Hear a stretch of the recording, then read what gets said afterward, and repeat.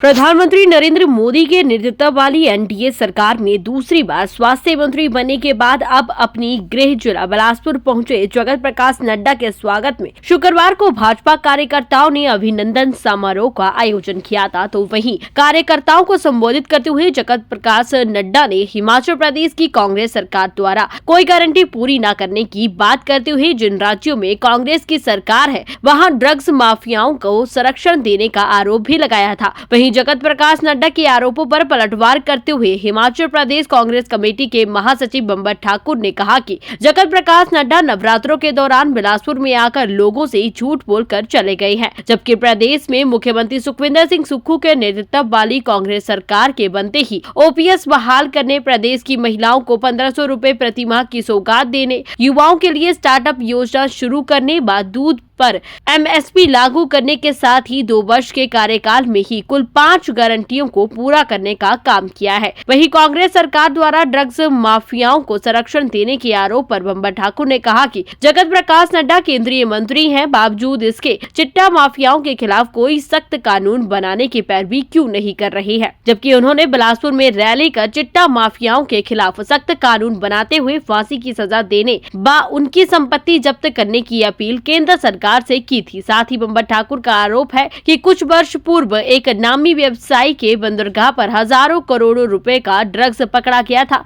मगर उस पर कोई कार्रवाई नहीं की गई और जगत प्रकाश नड्डा उस मामले पर चुप्पी साधे हुए केवल कांग्रेस सरकार पर आरोप लगाते रहे, जबकि उनकी ही पार्टी के प्रदेश के नेता बिलासपुर में आकर चिट्टा माफियाओं के संरक्षण में रैली करके चले गए, जिसका जवाब उन्हें देना चाहिए। ऐसे ही देश दुनिया की तमाम जानकारी हासिल करने के लिए हमें फॉलो करें और देखते रहे हिमाचल 24/7।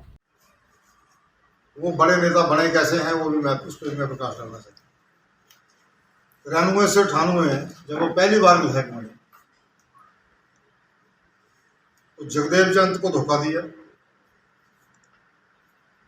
उनकी मृत्यु होगी इनकी वजह से। एक सीनियर लीडर थे बीजेपी के जो फाउंडर थे, शांता कुमार जी को धोखा दिया। शांता कुमार की और धूमल साहब की सीआईडी हमारे नेतृत्व को देते रहे और इतिहास में पहली बार हुआ, हिंदुस्तान के इतिहास में पहली बार हुआ है कि किसी राज्य सरकार के अंदर राजा वीरभद्र सिंह की चमची मार करके अपने आप को अपोजिशन का दर्जा ले लिया 7 एमएलए पे और अपने पिताजी को जो है वो कांग्रेस की सरकार के अंदर चेयरमैन हुआ। ये बड़े नेता ऐसे बने, चमचागिरी से बड़े नेता बने। अनुराग ठाकुर का कल जो है वो फूल तक नहीं लिए, भाजपा के अंदर जबरदस्त फुटबंदी चल रही है। अनुराग ठाकुर मुकाले के पीछे दौड़ रहा, लेकिन उन्होंने उसका फूलों का जो गुलदस्ता था वो मंजूर नहीं किया। जिन लोगों ने भारतीय जनता पार्टी खड़ी की, शांता कुमार जी और धूमल साहब ने, उस परिवार को तबाह करने में भी इनका बड़ा योगदान है। और चमचागिरी करते करते करते करते जो है वो मोदी साहब के पास पहुंचे हैं। ये कोई जनाधार का नेता नहीं है, इनको मैं चुनौती देता हूं कि आज भी वो यहां से एमएलए का चुनाव लड़ेंगे। छल कपट से डीसी और एसडीएम से मिल करके, तत्कालीन डीसी एसडीएम से मिल करके जीते हुए व्यक्ति को हारा हुआ घोषित करवाना यह लायक नहीं है, ये बहादुरी नहीं है, वो योद्धा नहीं है। वो चमचागिरी से जो है वो आगे निकले हैं। इस बार भी उन्होंने तेजेंद्र पाल बिट्टू जो कांग्रेस के राष्ट्रीय सचिव थे और हिमाचल प्रदेश में टिकट वितरण कमेटी में अपना अहम रोल अदा कर रहे थे, उनको फोन किया कि बंबर ठाकुर का टिकट काट दो, मेरे को तिलकराज शूट करता है, तिलकराज को टिकट दे। अब भी कांग्रेस नेतृत्व के पास गिड़गिड़ा है इस चुनाव में कि मेरे को कमजोर से कमजोर आदमी दे दो ताकि मैं चुनाव जीत सकूं। मेरे को कहा कि नड्डा का फोन तो मेरे को भी आ रहा है और अब तो तेजेंद्र पाल बिट्टू जी भी होना चाहिए बीजेपी में। इस प्रकार की राजनीति का ताना बाना पहले से बुना जा रहा था कि आप ये टिकट बम्बर का टिकट काट के किसी कमजोर व्यक्ति को दे दो, आपको मैं बीजेपी का टिकट दे दूंगा जब एमपी का। तो जितेंद्रपाल बिट्टू को उन्होंने जलंधर से टिकट दिया। इस प्रकार की सौदेबाजी करके ये व्यक्ति इस सीट पे पहुंचा है, लेकिन वो चुनाव लड़के दिखाए तो बड़ा और नहीं कोई 5-6 बार के मिले रहे हैं।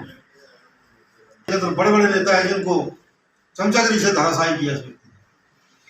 1993 से 98 तक भाजपा को धोखा दे करके और हमारे नेतृत्व में चमचागिरी मार के अपने आपको अपोजिशन का लीडर बना लिया और अपने पिता को कांग्रेस की सरकार के अंदर चेयरमैन बना लिया। इस बार वो दिल्ली में टिकट हथियाने के लिए कि भाई यहाँ से मेरा पुत्र चुनाव जीते, इसलिए वो दिल्ली के नेताओं पे, कांग्रेस नेताओं पे सांठ-गांठ कर रहे थे, जिसमें तेजेंद्रपाल बिट्टू को उन्होंने कॉन्टेक्ट किया। उन्होंने मुझे बताया कि भाई नड्डा साहब कह रहे हैं कि बम्पर का टिकट काट दो, किसी कमजोर आदमी को दे दो। तो इस प्रकार की राजनीति ये करते आए हैं। और कल यहाँ पे उन्होंने एक जनसभा की, 1000 आदमी बड़ी मुश्किल से उसमें जुटे और एक प्रदेश स्तरीय जनसभा हो और राष्ट्रीय अध्यक्ष आया हो, 1000 आदमी बड़ी मुश्किल से उसमें जुटे हैं और उसमें भी वो नवरात्रों में झूठ के ऊपर झूठ बोल के गए। मैं उनसे ये जानना चाहूँगा, उन्होंने कहा कि चिट्टे का कारोबार कांग्रेस की सरकारों के अंदर बढ़ रहा है। मैं उनको कहना चाहूँगा कि 22,000 करोड़ रुपए का जो चिट्टा अडानी की बंदरगाह के ऊपर पकड़ा गया और 10,000 करोड़ का दूसरी बार पकड़ा गया। FIR तक आपने जो है केंद्र सरकार ने अडानी के ऊपर नहीं की, क्योंकि अडानी भारतीय जनता पार्टी को फंड देता है, उस फंड से वो पूरे हिंदुस्तान के इलेक्शन को प्रभावित करते हैं। तो वो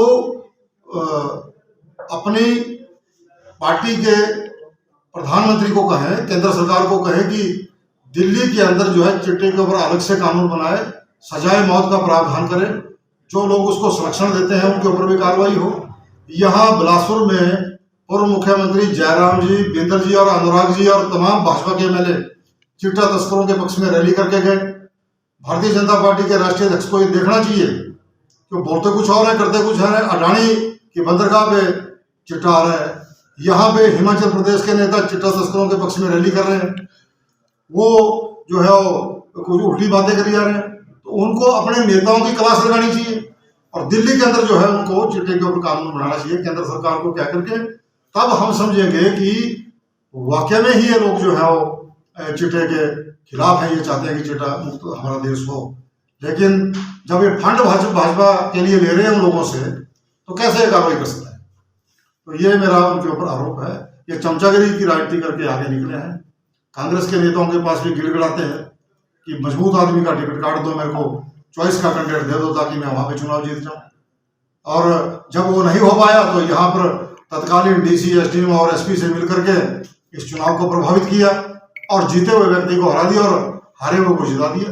तो इस प्रकार की राजनीति जो है JP नड्डा की रही है, वो कोई मास लीडर नहीं है। यहाँ पे भाजपा की गुटबंदी चरम सीमा के ऊपर है। अनुराग ठाकुर का तो फूलों का गुलदस्ता तक नहीं लिया। अनुराग ठाकुर का अलग गुट है, जयराम का अलग गुट है, नड्डा का अलग गुट है, शांता कुमार जी का अलग गुट है। 4 गुटों में भयंकर लड़ाई चल रही है भाजपा के अंदर। तो उसको सुधारे और अपनी जो नीति है और नीयत है उसको ठीक करे।